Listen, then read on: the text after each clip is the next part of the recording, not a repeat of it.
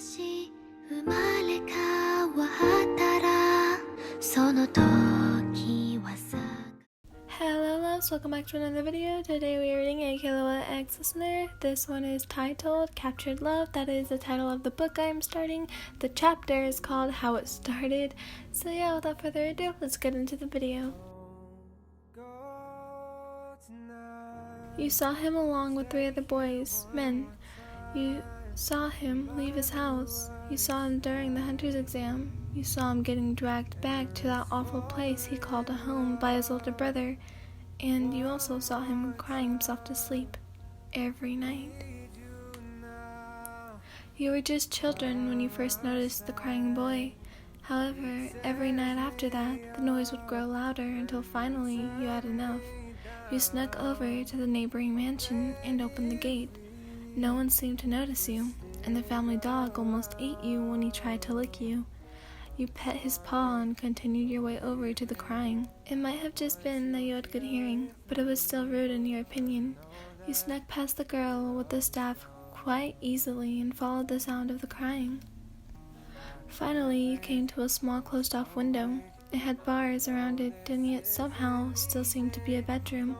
You knocked on the glass, now curious more than anything, and finally, the crying ceased. A small boy around your age made his way over to the glass and opened the window as quietly as he could. His shocked expression and puffy eyes told you everything you needed to know. No matter how hard he tried to act scary or angry, you could tell all he really wanted was a hug. You didn't know why you felt drawn to him, but you did, and sadly you could not hug him. There were bars covering the window, and you were not slim enough to squeeze through. "Who are you?" the boy asked. "Why are you crying?" you countered. "Why are you here?" he again pressed. "Why are you so sad?" you attacked. Your conversation went on for a while, just like that, until finally you came to an agreement. "If you answer truthfully, I will," you promised. The boy thought for a moment, wiping his now dried tears, and agreed. "I'll go first. What's your name?" you spoke in a kind tone. Killua, the small boy said. "What's yours?" "Wyan," you replied with a soft smile grazing your features this time. "How old are you?" you asked. You knew that if you jumped right onto him, you would most likely scare him off, which you did to most kids your age. However, you usually didn't care. This kid was for some reason different, and you were curious. 5.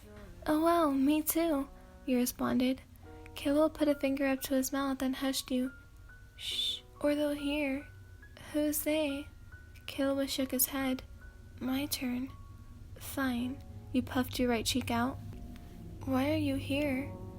"I heard someone crying." You paused, unsure if you should continue. Even though you were 5, you still had common sense.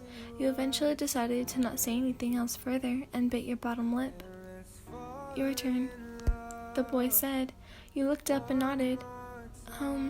You felt the cold bar on your tiny, clutched hands. "Why do you have bars on your window?" Killua looked as if he hesitated before answering.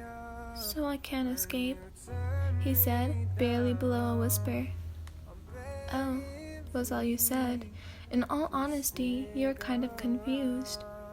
"Anyway, how did you get over here? Didn't Mike try to eat you?" You laughed a little. "Yes, he tried."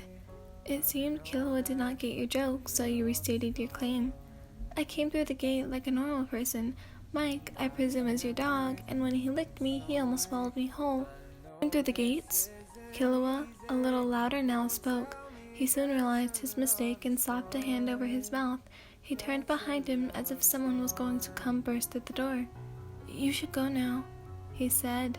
You nodded but wanted to say something else before you left. However, your 5-year-old ego would not let you have your way. You both stared at each other, obviously waiting for the other one to reject what you both were saying. You wanted to come back, and he wanted you to as well. Both your minds were just too hard-headed to do anything about it. A long time you have thought about the boy, and for a long time you had wondered why he was crying himself to sleep every night. Though once you left, you never heard a sound come from the neighboring mansion again. You had thought about going back, but again your ego said if you didn't have a valid reason for going, you could not, and going just because you missed the boy's voice or company was not a valid reason your ego would accept. One night you were on a roof.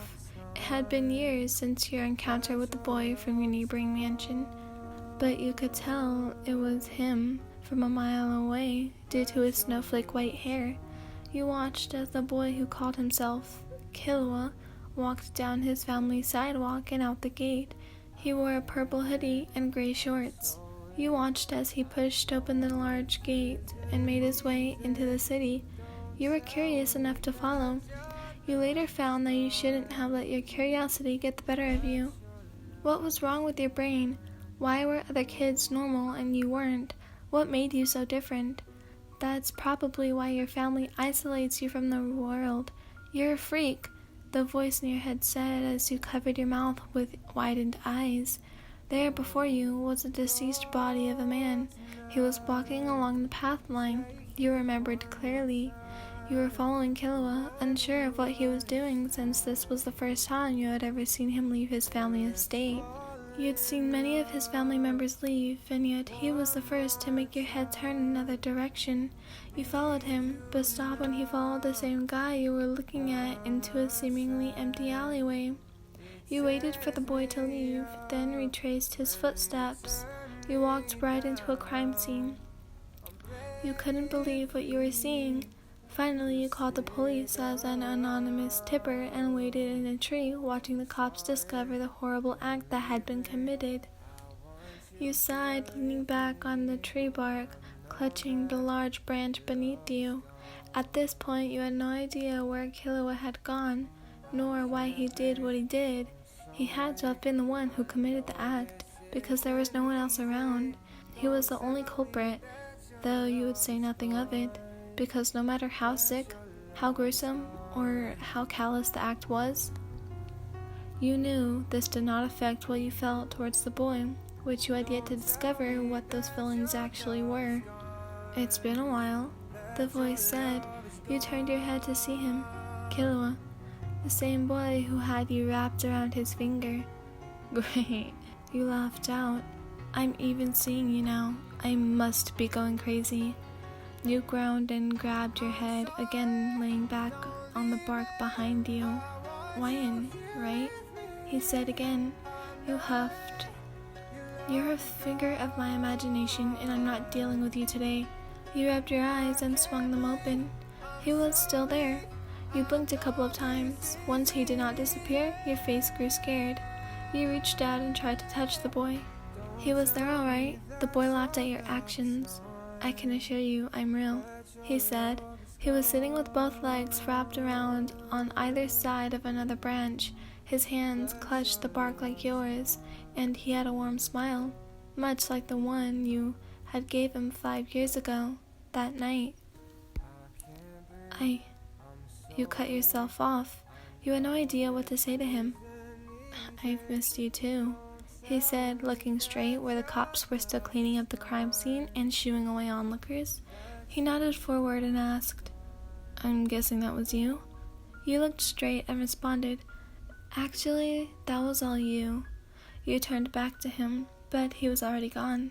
Your eyes had only left him for a millisecond, and in the same time he had managed to swiftly and silently move behind you. Killua, you said. He replied, Why didn't you say anything that night? Why didn't you? He countered. You clearly wanted to say something first. I was just waiting for you to speak up. Now you two were inches away from each other. The proximity didn't seem to faze either of you though, and you kept going. You should have said something. Why didn't you? My ego wouldn't allow me to. Wait, you both said. So you wanted me to stay?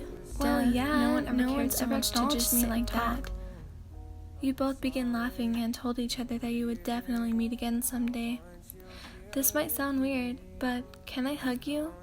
I wanted to back then. You looked like you needed it, but the bars and you were cut off by the sound of arms. You were cut off by the feeling of arms stretching around you. You were shocked at first, but then smiled and returned the hug, nestling into it. Thank you, Wyan. Thank you, Killua. You walked home, not together because of his family, but winked at each other before losing sight of one another. Killua, whatever your last name is, I think I finally know what love is. Hello, loves. So I hope you enjoyed that video. Why does my voice go so much softer at the end of the video? Why can't it stay soft when I'm reading this story? Okay, whatever.